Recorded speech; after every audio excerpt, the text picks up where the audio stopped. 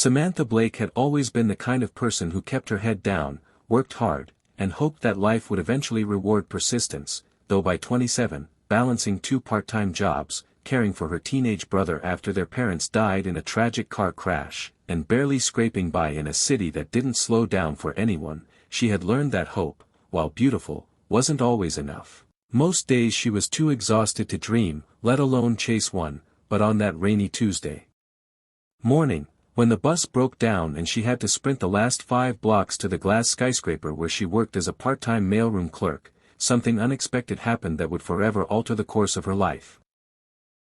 Clutching her frayed canvas bag soaked from the downpour and her lanyard ID swinging wildly around her neck, Samantha darted across the polished lobby of Halverson Industries, shoes squeaking against the pristine marble floor, hair damp and sticking to her cheeks, muttering apologies as she bumped into well-dressed employees and tried to avoid the glares of the security guards, until she reached the row of elevators and pressed the button with more desperation than precision, never noticing that she had stepped into the far-right elevator, the executive-only express elevator, reserved strictly for high-level management and the man at the very top whom no one in her pay grade had ever seen in person.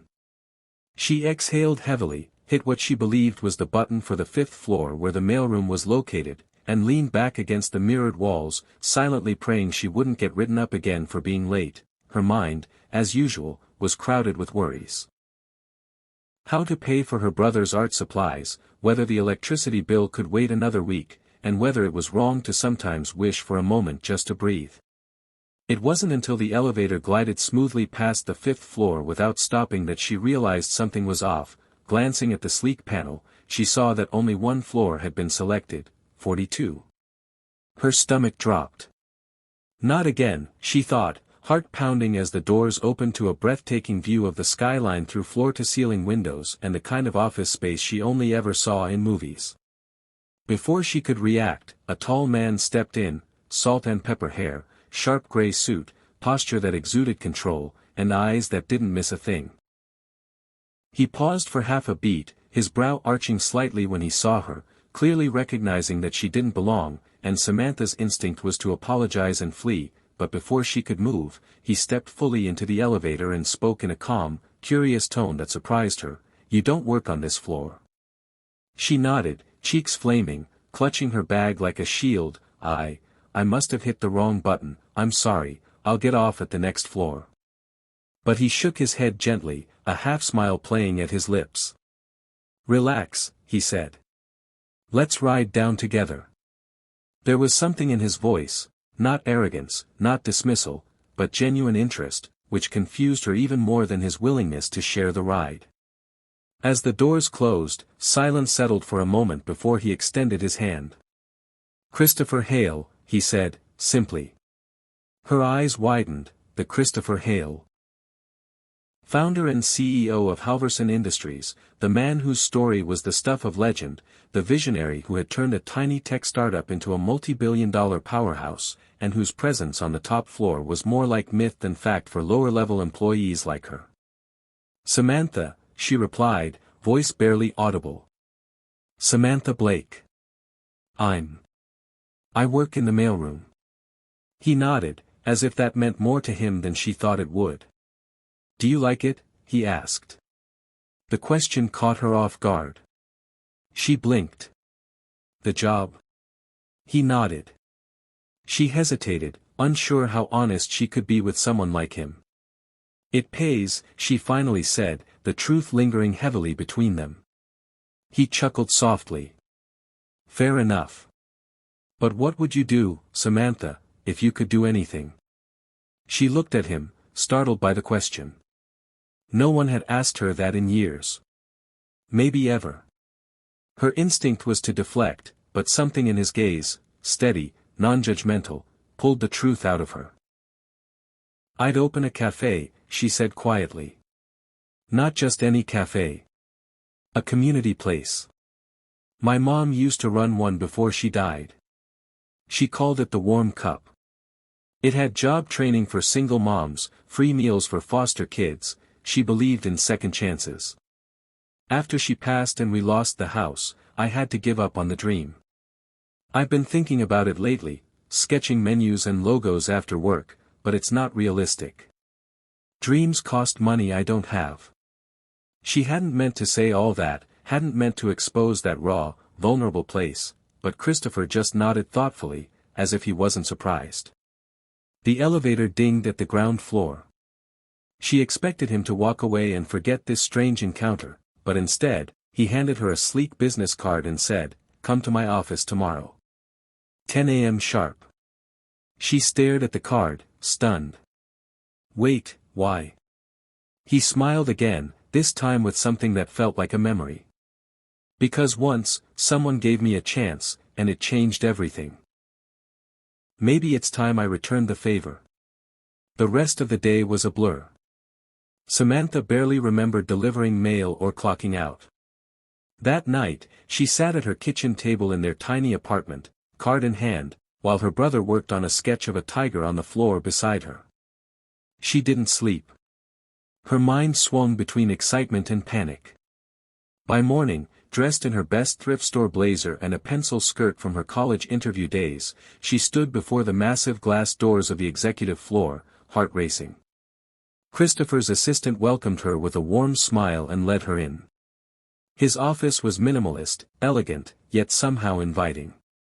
"I meant what I said," he told her, motioning for her to sit. "I've seen too many good ideas die because the people behind them didn't have the resources or support. I want to back your idea. Not as a gift. As an investment, in you." She gaped at him. "But I don't have a business degree, or money, or—" "What you have," he interrupted, "is passion, purpose, and a vision that matters. That's enough to start. I'll fund your startup costs and connect you with people who'll help you learn the rest. But it's your cafe. Your work. Your responsibility."